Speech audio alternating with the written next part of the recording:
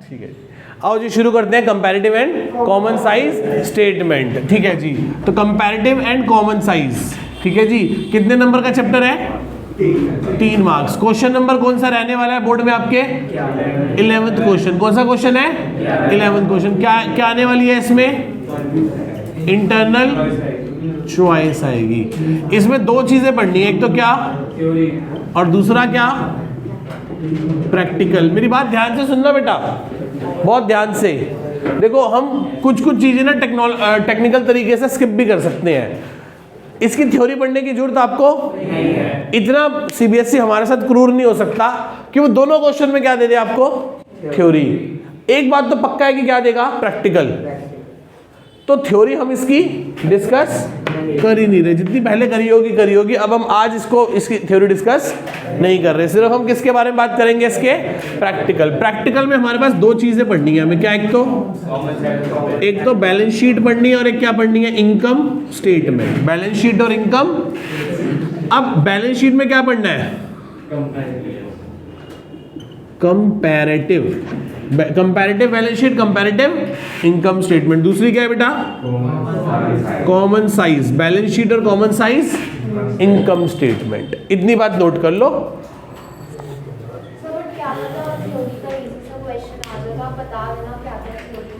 हाँ वो मैं बता देता हूँ, थ्योरी भी डिस्कस कर लेंगे अभी बाद में, पर पहले क्या कर लेते हैं? प्रैक्टिकल। ठीक है,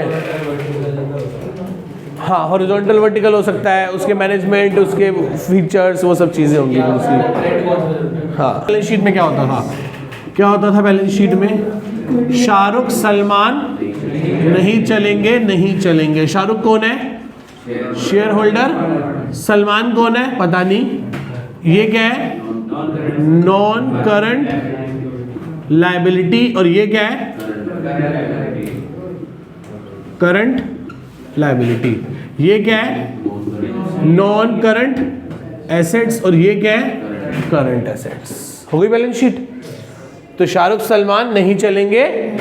शाहरुख कौन है? Share holder fund. सलमान को हम जानते नहीं। नॉन करंट लायबिलिटी और current liability. Non current assets और सी फॉर करंट एसेट्स। क्लियर है? नेक्स्ट दूसरी क्या है बेटा?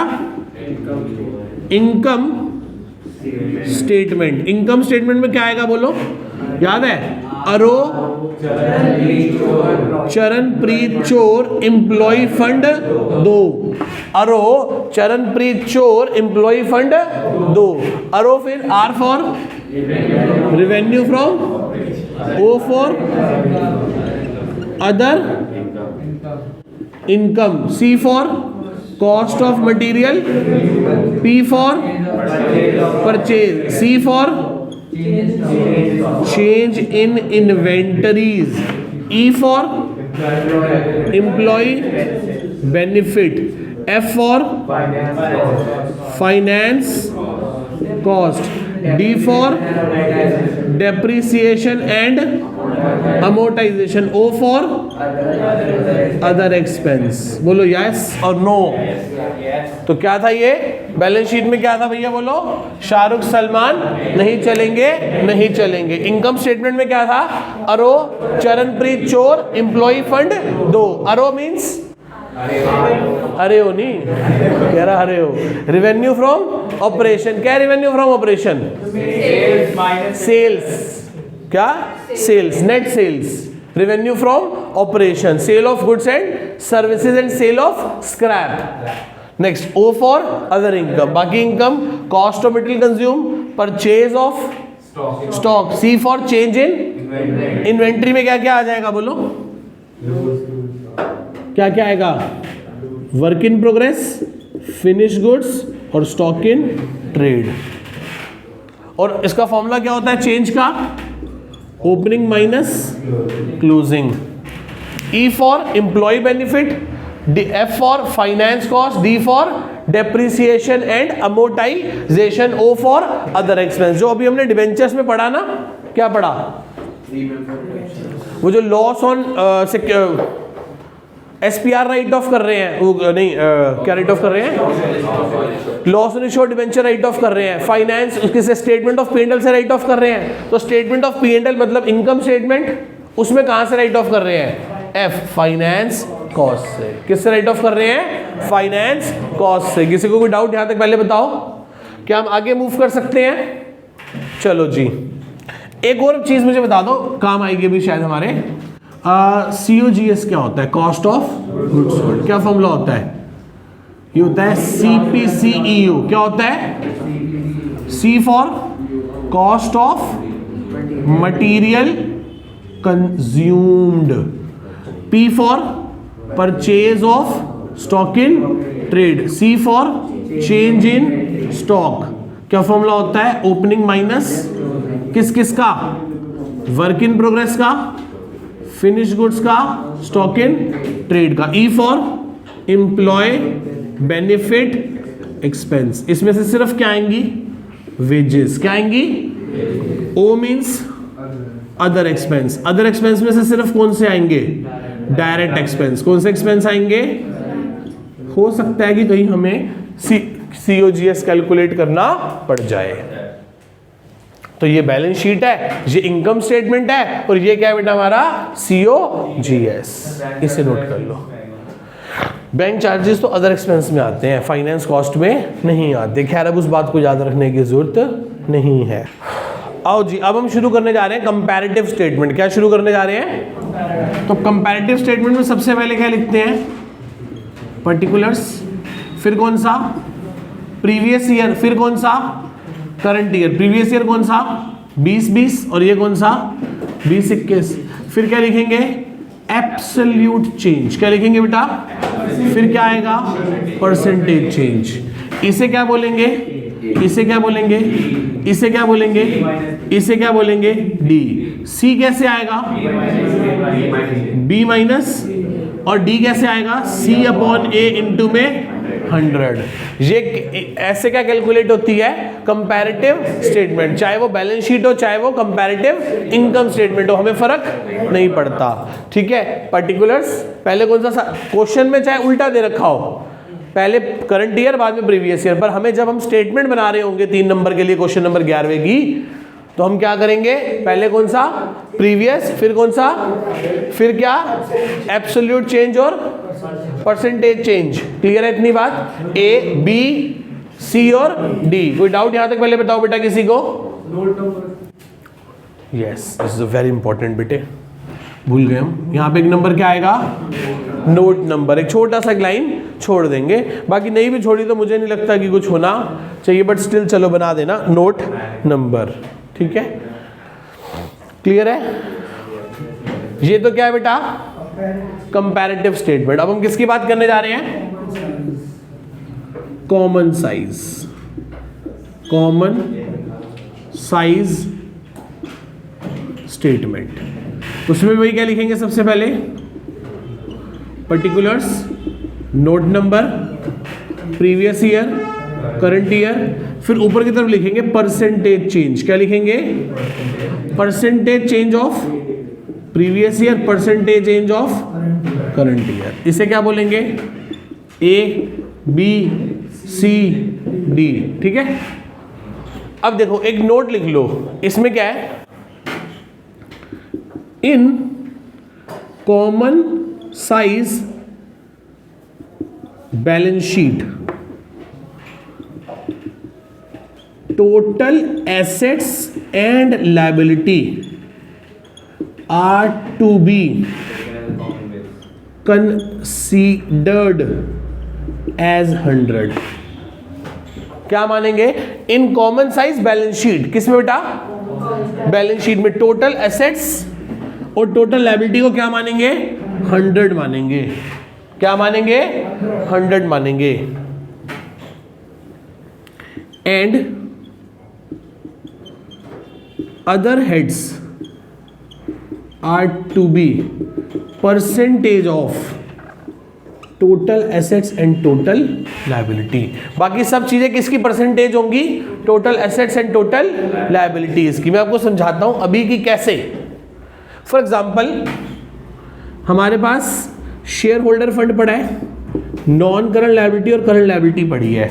मान लो ये पड़ी है 600, ये 900 और ये 500। टोटल कितना हो गया बोलो?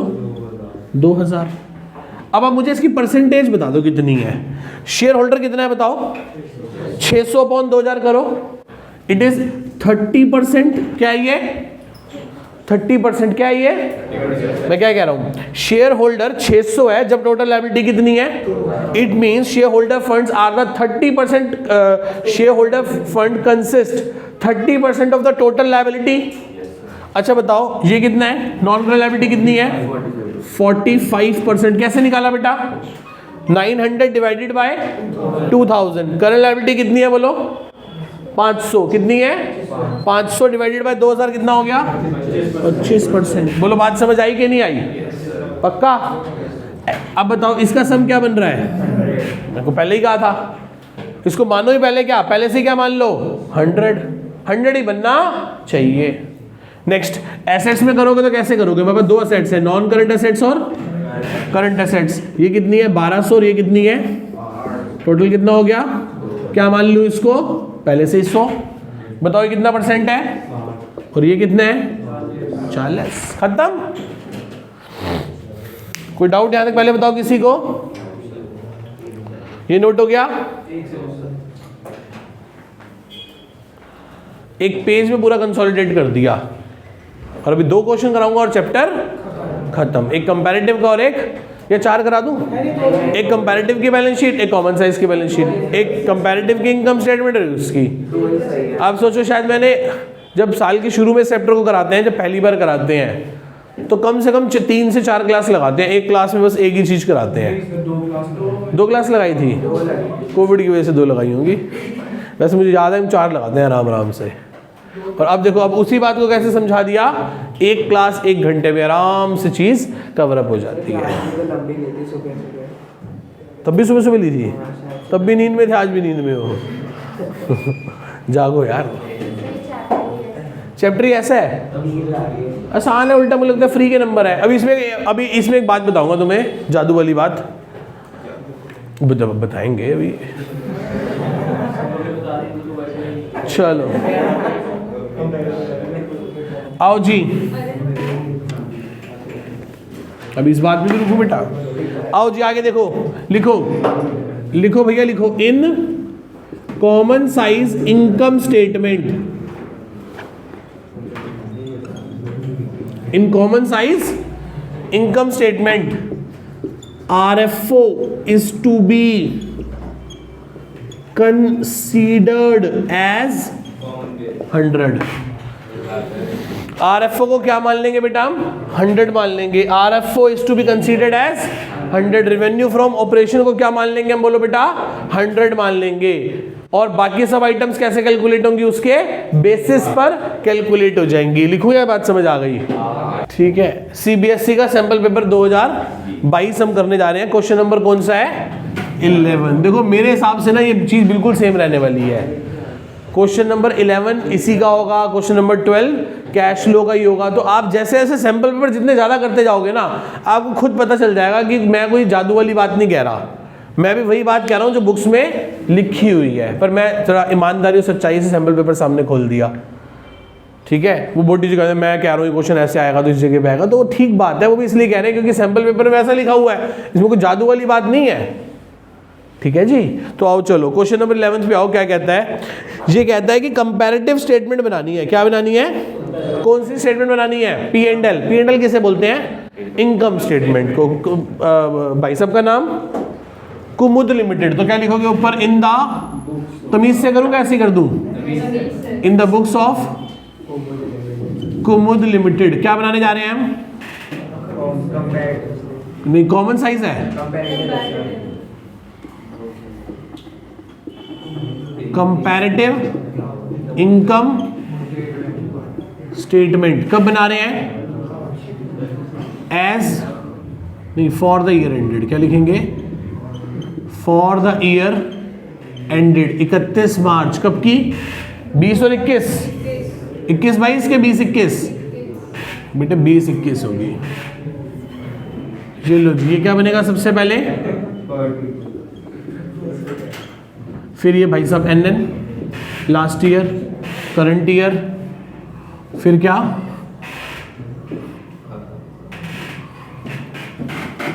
नोट नंबर 2020-2021 एब्सोल्यूट चेंज और परसेंटेज चेंज, इसे क्या बोलेंगे? ए। इसे क्या बोलेंगे? इसे क्या बोलेंगे? सी कैसे आएगा? और इसे क्या बोलेंगे? डी। और ये कैसे निकलेगा? सी अपॉन ए इंटू में 100। कोई डाउट?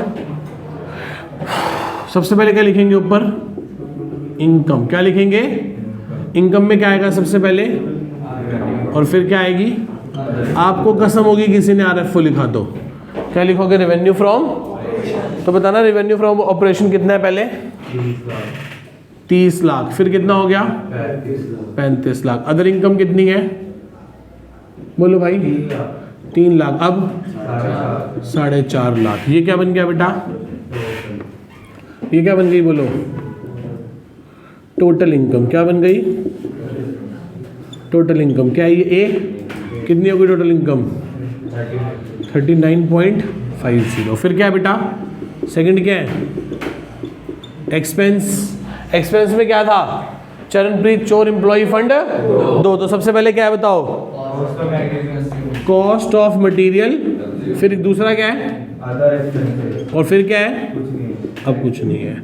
ये क्या निकल जाएगा हमारा? बताओ ये क्या निकल गया? Total expense. क्या बोलोगे इसको? फिर क्या निकालोगे? Profit before. वो कैसे निकलेगा? ए माइनस। माइनस क्या दोगे सरकार को? टैक्स दे रखा है कोई? कितना? 40%। तो ये क्या आ गया? प्रॉफिट आफ्टर टैक्स आ गया। बन गया जी पूरे का पूरा। आगे चलो। कॉस्ट मटेरियल कंज्यूम कितना है? और अगले साल 23। Other expense 1 lakh. फिर 1.20। ये कितना हो गया? 21 लाख। और ये हो गया 24,20,000। पीबीटी कितना आ गया? 33 में से 21 गए तो क्या आ गया? है 12 लाख। और 39.50 में से 24-20 गए तो 15,30,000। अब सुनो, बस इतना सा क्वेश्चन करके छोड़ दो। इतना सा क्वेश्चन करके, यदि आपको लग रहा है कि टाइम वक्त कम है, वक्त कम है, कैलकुलेशन टेढ़ी है, छोड़ दो। इतने को छोड़ दो। देखो मैं इसे एडिट कर दूंगा अब अपनी वीडियो में भी। इसको छोड़ दो और आगे क्या करना शुरू कर दो? Cash flow. और पूरा कैश फ्लो कर लो आराम से। नहीं तो होगा क्या? इसकी कैलकुलेशन के चक्कर में 5 नंबर का कैश फ्लो छूट जाएगा। अब सुनो सही, इसको छोड़ दो। छोड़ दिया। अब क्या करना है? पूरा कैश फ्लो आराम से कर लो। पूरा कैश फ्लो आराम से हो भी जाएगा। अब समस्या क्या होगी? लास्ट में जब मैडम क्या लेने आएगी? शीट उठाएगी। तो उस टाइम पे क्लास में थोड़ी सी हलचल मच जाती। जो सबसे अच्छा बच्चा लगे उससे ये वाली फिगर पूछ के डाल देना। सुनो, आधा ही कटेगा ऐसे करने से। कितना कटेगा? आधा। और वो पता क्या बोलेगा? यार मेरा तो कैश फ्लो छूट गया क्योंकि मैं कैलकुलेशन कर रहा था। क्या कोई बात नहीं, मैंने तो किया ही नहीं। तू फिगर्स बता जल्दी। इधर उसको ये कहोगे कि मैंने कैश फ्लो कर दिया, बस मैं तो स्मार्ट हूँ, मैं तेरे जैसे बेवकूफ़ को ही देख रहा था कि तू कैलकुलेशन कर रहा है बैठ के आराम से। तो मैं कह रहा क्या भाई, मैंने तो हाथ ही नहीं लगाया। और पूरी ये सारी फिगर्स फटाफट उससे पूछ लेना, चाहे वो गलत भी बताए तो भी कितना नंबर घटेगा? आधा या 1। और इस कैलकुलेशन के चक्कर में हो सकता है कि तुम पूरा कैश फ्लो छोड़ आओ या गलत हो जाए, तो वो 5 नंबर नहीं घटवाने। बाकी ये उनके लिए जो 10 पेपर नहीं देंगे। 10 पेपर देने तक आपकी खुद की प्रैक्टिस इतनी अच्छी हो जाएगी कि आपका पेपर 10 से 15 मिनट पहले खत्म होगा। 10 मिनट बाद की तो नौबत आएगी ही नहीं। ये उनके लिए जो पेपर देने नहीं आ रहे, जो प्रैक्टिस नहीं कर रही है, उनके लिए है कि भाई आप इसको ऐसे बना के छोड़ दो। विवाह बताओ, इस कैलकुलेशन के चक्कर में पढ़ने में कितने नंबर कट रहे हैं? 1 या 1.5 हद। और करने के चक्कर में कहीं पूरा अगला कैश फ्लो छूट ना जाए। वो 5 नंबर नहीं खराब करने। इतना कर लिया ना तो मैडम मजबूर हो गई आपको कितने नंबर देने के लिए? 1.5 से 2। 1.5 से 2, ठीक है? नहीं 2 तो नहीं देगी, देने को तो 0 भी कर सकती है, ठीक है? ये ना सिर्फ हम स्कूल लेवल तक ऐसे कर रहे थे, स्कूल और ग्रेजुएशन लेवल तक, कि 8 में से 4 तो मिल ही जाएंगे, 3 इसमें मिल जाएंगे, 2 इसमें मिल जाएंगे। ऐसे करके आप आखिरी तक पास होने का जुगाड़ कर लेते हो। पर सीए में ऐसा नहीं होता।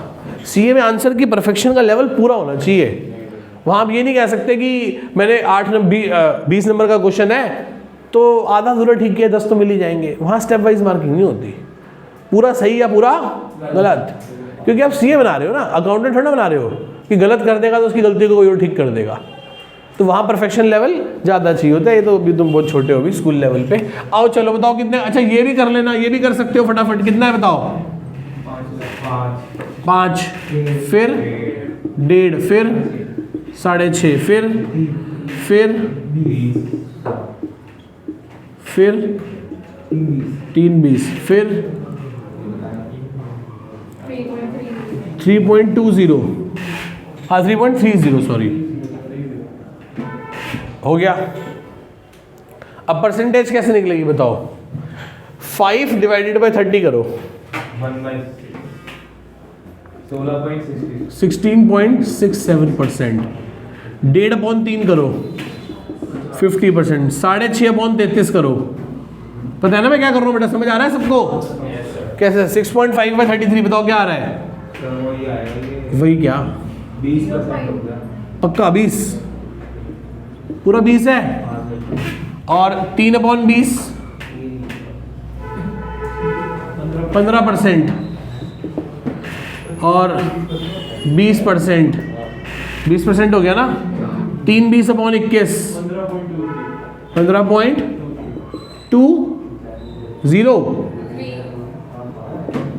चलो 3 30/12 बोलो, बोल दो भाई। 27.5। चले। टैक्स कितना देना है सरकार को? 2, फिर 40% टैक्स। कितना हो गया? 12 लाख का 40%? 4. तो बताओ माइनस करके क्या बचा? 7.20। 15 30 का 40%?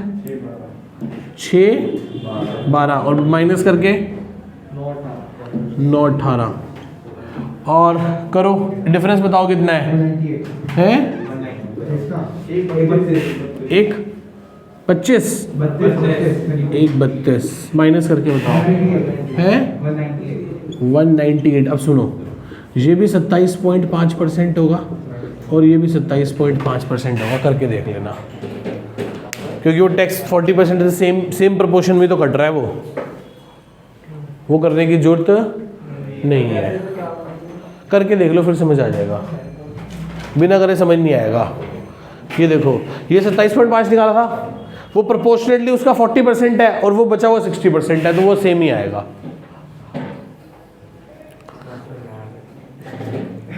क्या कह रहे हो? तो करके देख लो ना, समझ आ जाएगा। क्योंकि सीधा शॉर्टकट बताएंगे तो लगेगा कि पता नहीं क्या जादू है, करके देखोगे तो पता चल जाएगा। या देखो ना, जितना ये इसका परसेंट है उतना ही ये इसका भी तो परसेंट होगा, और उतना ही ये इसका परसेंट होगा।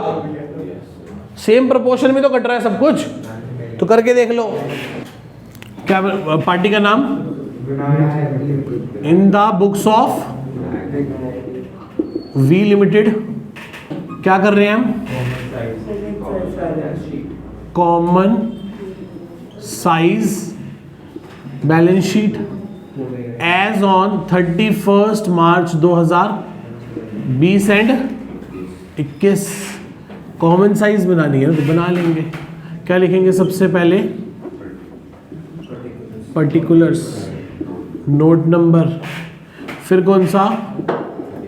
31 मार्च 20, 31 मार्च 21, फिर क्या? परसेंटेज चेंज, किसका? 20 का और 21 का। ऐसे ही फॉर्मेट होगा। क्या क्या गिवन है बताओ? जाग भाई जाग।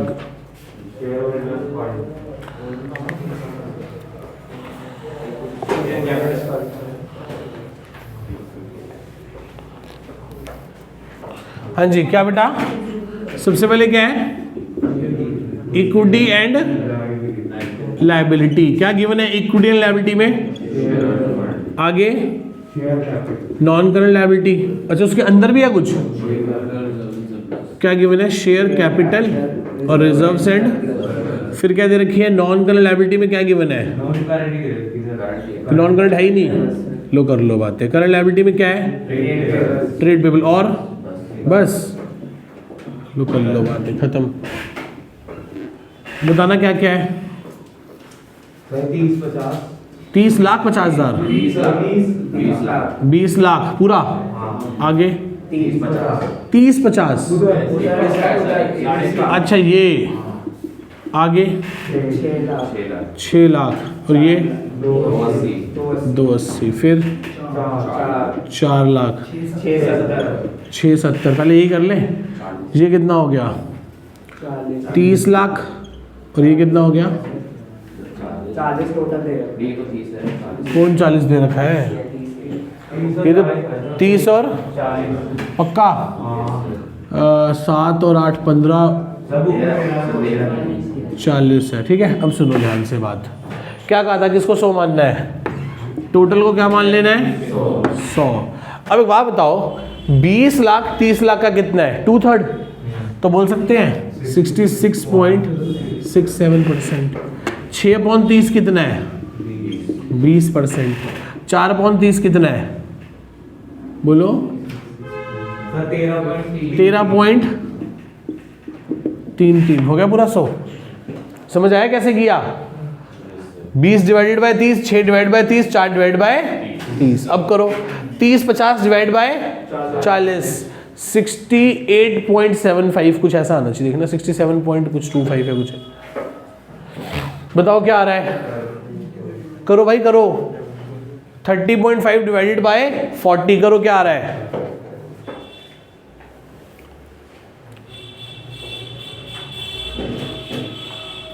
बोलो 76.25 करो, 2.80 डिवाइड बाय 40 बोलो 7, बोलो एग्जैक्ट 7 है। आगे चलो 6.7 डिवाइड बाय 40 16.75, तो टोटल क्या बन गया, देखो एक बार 100 बन गया। नेक्स्ट आगे बताओ, सेकंड क्या है, एसेट्स। क्या क्या एसेट्स हैं, नॉन करंट एसेट्स में क्या है, और उसमें सर नीचे टेंजिबल और इंटेंजिबल है। नॉन करंट एसेट्स में पीपीई है, पीपीई में 2 है, टेंजिबल इंटेंजिबल। और फिर क्या है, करंट एसेट्स में क्या है, इन्वेंटरी, स्टॉक, आप इन्वेंटरी लिख लेना। आगे ट्रेड से और सीसीई।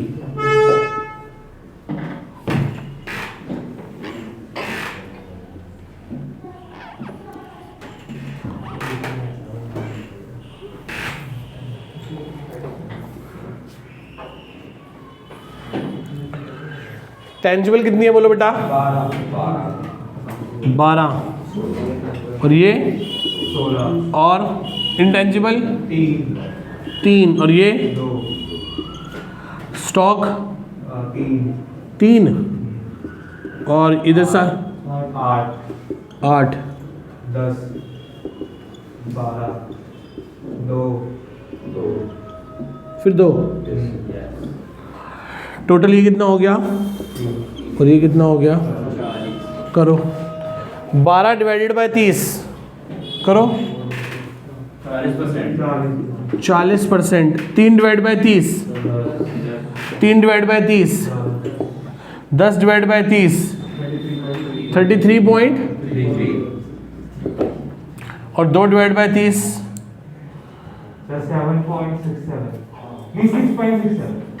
6.67। टोटल कितना बन गया 100। और आप चाहो तो पहले भी 100 लिख लो, 100 ही तो बनना है। 16 डिवाइडेड बाय 40 40%, और 2 डिवाइड बाय 40 5%, 8 डिवाइड बाय 40 20%, और 30 हो गया ना, और 2 डिवाइड बाय 40 5% हो गया।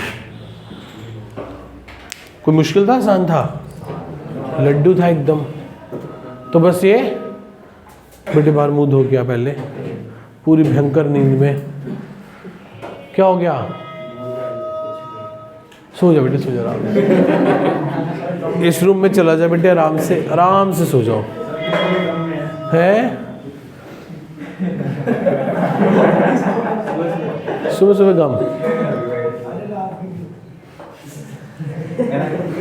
बस प्रभु बस, ज़्यादा सेंटिमेंट्स।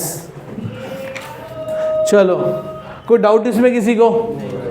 तो यही है पूरे का पूरा chapter, comparative and common size. कि आगे करना चाहिए, 1-2 क्वेश्चन और ट्राई करने चाहिए। अब आप कुछ मत करना, 10 सैंपल पेपर के कंपैरेटिव कॉमन साइज सिर्फ रीड कर लेना। आपको लगता है कि हो जाएगा, मुझे पता है क्या लग रहा है इसमें क्या प्रॉब्लम आ सकती है। कौन सा क्वेश्चन आ सकता है? मिसिंग फिगर वाला। कौन सा क्वेश्चन आ सकता है? मिसिंग फिगर वाला क्वेश्चन हो सकता है, तो आपको प्रॉब्लम ना हो। हाँ जी, मिसिंग फिगर वाला। आप एक काम करना, DS ग्रेवाल, सुनो ध्यान से, DS ग्रेवाल के पीछे ना 5 क्वेश्चन है। सो स्कैनर में भी 2 क्वेश्चन है, वो जरूर कर लेना। कुछ मत करना, TS ग्रेवाल के पीछे इवैल्यूएशन वाले क्वेश्चन है 5, जिसमें मिसिंग फिगर है, बस वो कर लेना। वो हो गए तो बाकी सब हो ही जाएगा। क्लियर है? अब आओ इसकी क्या शुरू करें, थ्योरी शुरू करें पढ़नी। बेटे आ गई तो चलो आपकी रिस्क पे छोड़ दें।